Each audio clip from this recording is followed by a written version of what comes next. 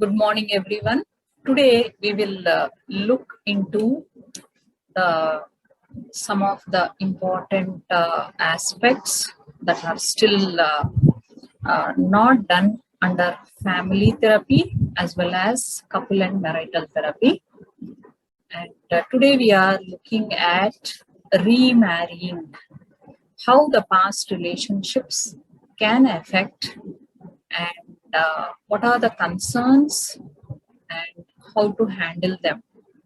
So these are the areas that we are going to deal in today's topic, how the past relationship can affect the remarried couples relationship currently. Since marriage itself is a complex process, remarrying makes it more complex.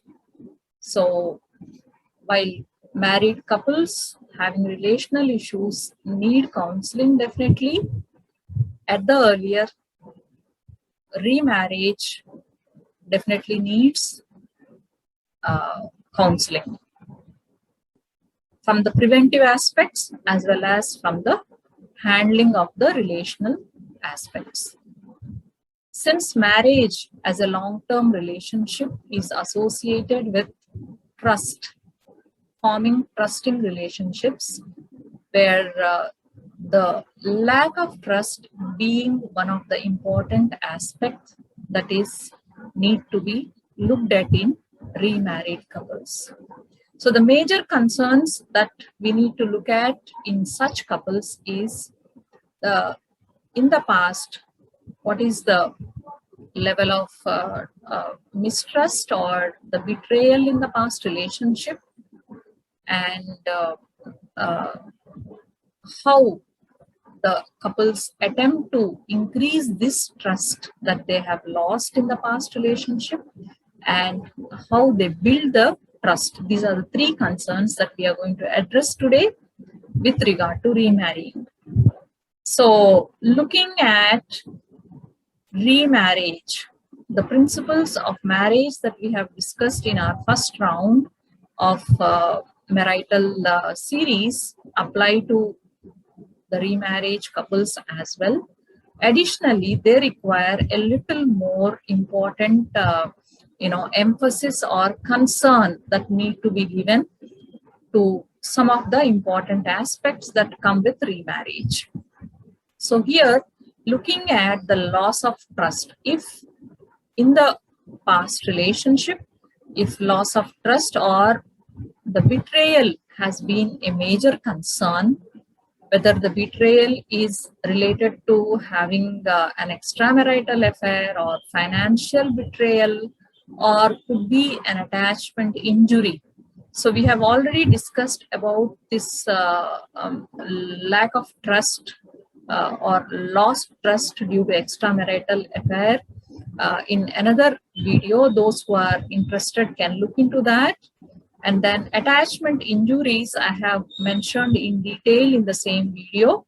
For the new listeners or viewers, attachment injury, we call it basically when a person with whom you are attached, while you are approaching for a kind of understanding relationship, instead of that, if you are receiving or not able to emotionally, the other person, instead of giving the emotional kind of comfort, if they are hurting by using very harsh words or talking in terms of life and death or abandonment, the relationship becomes strained, and which we usually consider as an attachment injury. If the past relationship is associated with attachment injuries, usually the trusting can become a more complex process in the new relationship. The other important aspect that we need to look at this point is the process, or how difficult or easy is the process of divorce. So most of the couples, when they actually understand this loss of trust, they start disengaging emotionally, and then they find divorce as a relief process. In some of the couples, it can be a mixed reaction, hard, but still feel a little relieved when the divorce is been kind of looked at as a final ending of the lack of trust. So this is what usually is need to be looked at in the past relationship where the trust has been a major issue. Looking at building the trust. Since the trust has been lost, so when a partner after the divorce looking at building the trust in the remarriage or during the courtship period, there are attempts to kind of build this remarriage, build this trust all over again. Couples adopt certain patterns in doing this. So trying to choose a person who is completely opposite of the previous partner is one approach. Could be conscious. In some, it can be an subconscious kind of a choosing that can happen. Some of them go to the extent of writing a list of what qualities that they want to look and what qualities they are not going to accept. So that is one approach, that trying to choose deliberately a partner completely opposite to what they have gone through or the partner that they have lived with is one approach that they try to bring in here when they are trying to build the trust in the courtship part or in the initial just before the remarrying.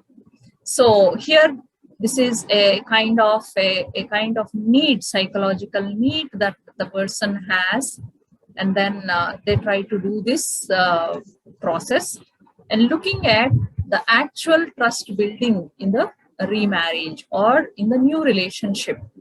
So here the important concerns that we need to look at majorly the physical and the emotional reactions one kind of the kind of reactions that one bring in the new relationship.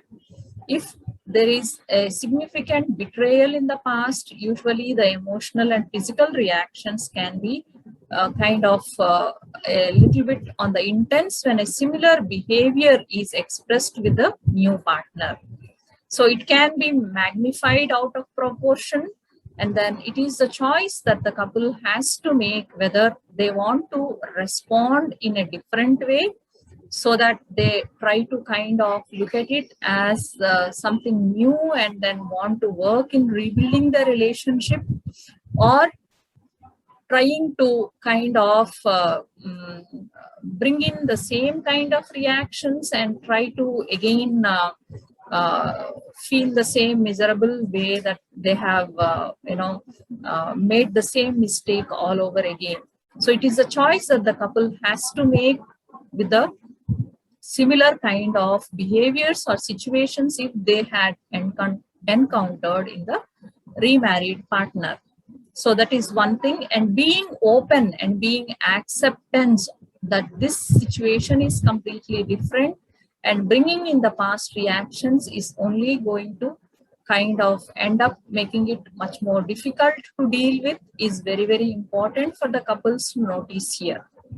So looking at these important aspects, then some more important areas of concern, while they have kind of deliberately or subconsciously or sometimes unnoticingly choosing a partner who is completely opposite, and then trying to constantly look at whether this partner has a similar kind of behavior patterns, and then trying to deal with them in a similar way can actually make it worse.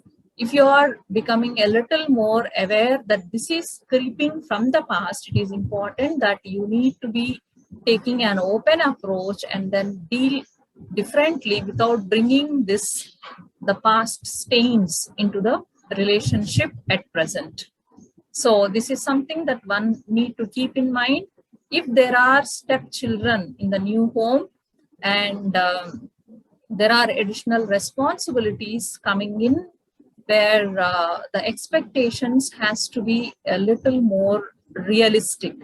So one other aspect that we need to look at here is unrealistic expectations, or expecting without communicating. So while communication being a major process, be it a first marriage or a second marriage, communication becomes all the more very important when it comes to expectations. So when you are expecting the new spouse who is not very experienced with handling young children and entering into a situation like that and expecting that immediately the person should get that constant that skill of handling the young children can become a little unrealistic.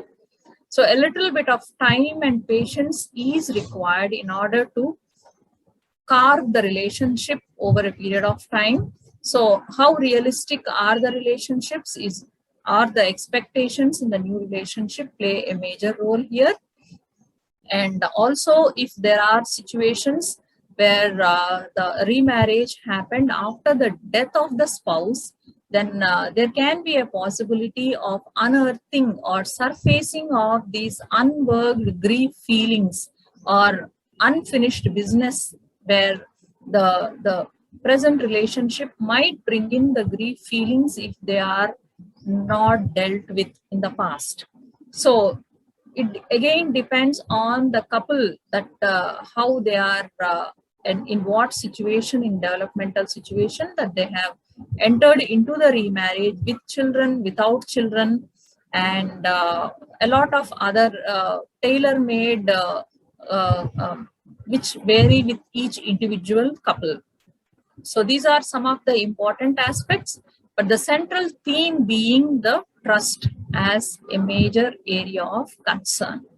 So looking at the counseling, like I said in the beginning statement itself, that while marriage requires counseling, remarriage definitely requires some amount of counseling help. And the kind of counseling approach that one takes here depends on the kind of developmental stage that the couple has been approached for the counseling. Some of the couples might approach before entering into the new remarriage, where they are still looking at handling their negative aspects of the past relationship before entering into a new marriage. And couples who have entered into the counseling after remarrying, these are the two situations that generally the marriage counselor is challenged with.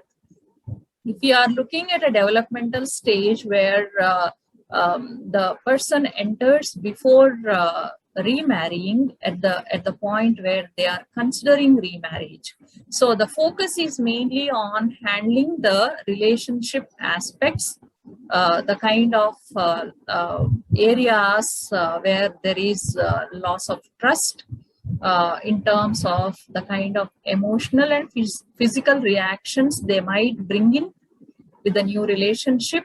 And in the first point, awareness of these kind of the past historical baggage that can come into the new relationship, the awareness is very important. And how and what I can expect in the new relationship is something that they need to work with. So working on clearing the baggage of the past mistrust relationship, handling the reactions related to the past relationship, and also forming what kind of expectations that I should move forward. These are the areas that one need to deal with in marital counseling. And definitely the therapists need to be much more experienced in dealing with these aspects. So looking at if the couple have come to a counselor at a point where they're already into marriage and then finding difficulty in adjusting in the remarried situation, the main focus is mainly given on to the kind of emotional and physical reactions that are usually tinged or colored with the past kind of experiences that need to be made more aware. and also how they can approach the situation, whether to react in the similar way or try to kind of respond in a much more different way, so that this marriage can be worked out in a much better way by changing their own reaction patterns. So this is something that will be focused when the couple have already married second time and then they approach for counseling. So if there are other areas of grief or other areas of based on the kind of past broken trust that one need to look into, either individual along with couple sessions that need to be tailor-made based on the background areas or specific situations that the couple have gone through in the past. So these are some of the points that I wanted to bring in here. And one thing one need to keep in mind is that while entering into the marriage situation, if you are already entering with a expectations and then you are expecting that the partner should try to fulfill these expectations, communication plays a very major role, and it is important that this communication be taken care when you are entering into the marriage, and when if you are already in the second marriage, and if you are understanding that the past reactions are coming with much more intensity, it's important that one need to look for a professional help at the earliest before you get into the similar kind of emotional state that or worries that if this marriage also going to end up being a failure. So these are some of the points that one need to become aware of, and how one can look at them in a sensitive way and then try to work through it in a much more positive and hopeful way. Thank you all. Hope this video will be helpful for the couples, more and more couples getting into these kind of situations. This little bit of small video hopefully gives some kind of sketch in order to understand the importance of looking at their relationship a little more closely, and if required, looking at professional help as a way at the earliest. So in the next session or video, we'll look into a little more important aspect related to the family environment, especially keeping the psychological illness of the clients, how the family environment can become a cause or a maintaining factor, or how family members can help their psychologically ill client by making changes in the family environment, social as well as emotional environment. So we'll look into those aspects in the next session. So see you next week again. Thank you so much.